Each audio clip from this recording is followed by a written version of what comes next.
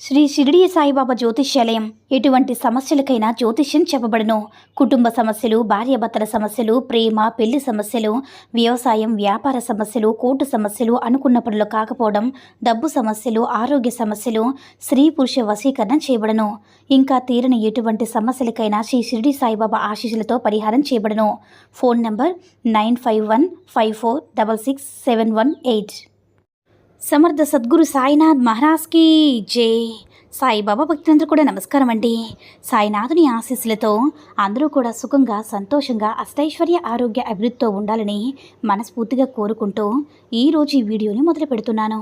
ఈరోజు వీడియో ఏంటంటే, భరించలేకపోతున్నాను బిడ్డ, నీ వల్లే నా ఒళ్ళంతా కూడా గాయాలు తగిలాయి, ఆ నొప్పిని భరించలేకపోతున్నాను, నన్ను కాపాడు అని మన బాబాగారు మనకు ఒక గొప్ప సందేశాన్ని ఈరోజు చెప్పబోతున్నారండి.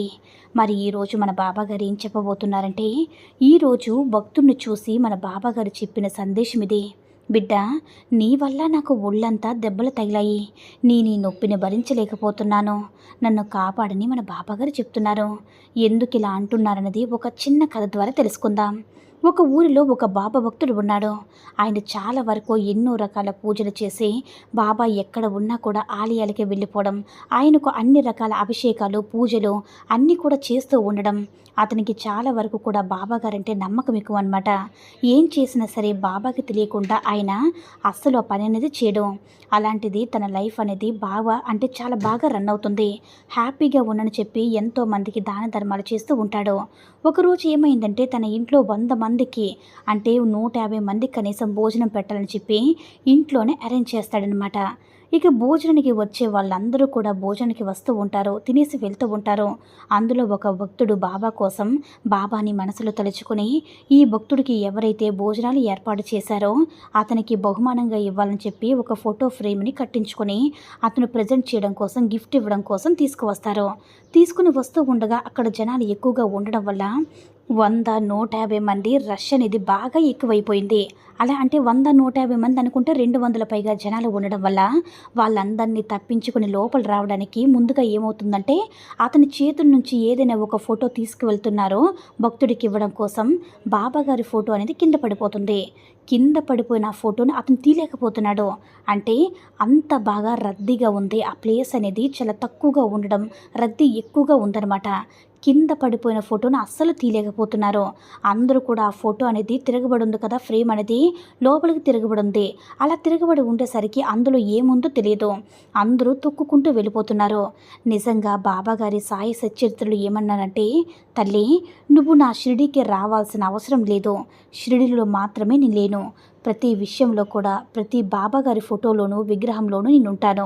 నేను ఎక్కడైతే కనుక ఫోటోలో కనిపిస్తూ ఉన్నానో అందులో అయినా సరే నేను మాట్లాడతాను.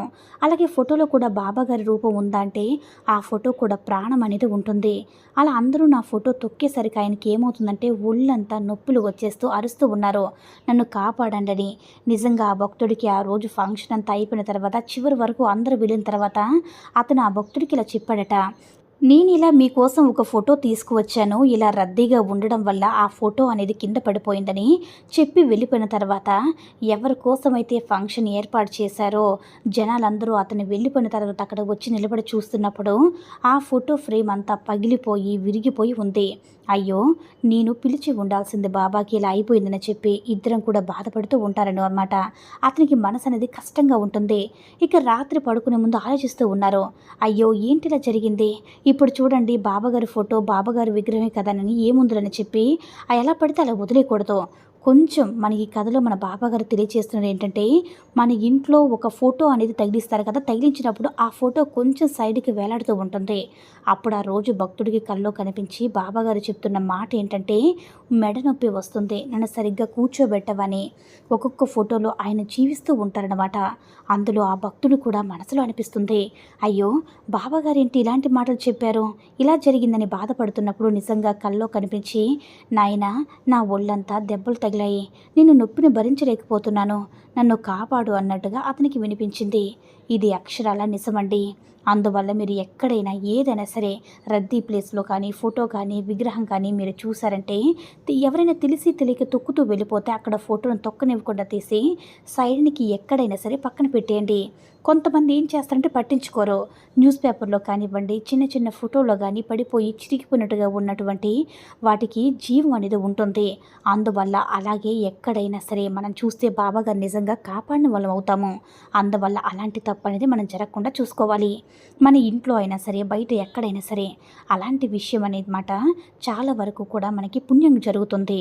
సాయి సచ్చరిత్రలో కూడా చెప్పడం జరిగిందండి అని మన బాబాగారు అయితే ఈరోజు మనకి అద్భుతమైనటువంటి సందేశాన్ని అయితే అందించారు కదండి. సాయి మహిమల ద్వారా వచ్చిన ఈ సందేశం మీ అందరూ కూడా నచ్చిందని అనుకుంటున్నాను. ఈ వీడియో కనుక నచ్చినట్లయితే లైక్ చేసి షేర్ చేయండి. మరిన్ని వీడియోస్ కోసం మన ఛానల్ని సబ్స్క్రైబ్ చేసుకుని మాకు కొంచెం సపోర్ట్ చేయండి. ధన్యవాదములు.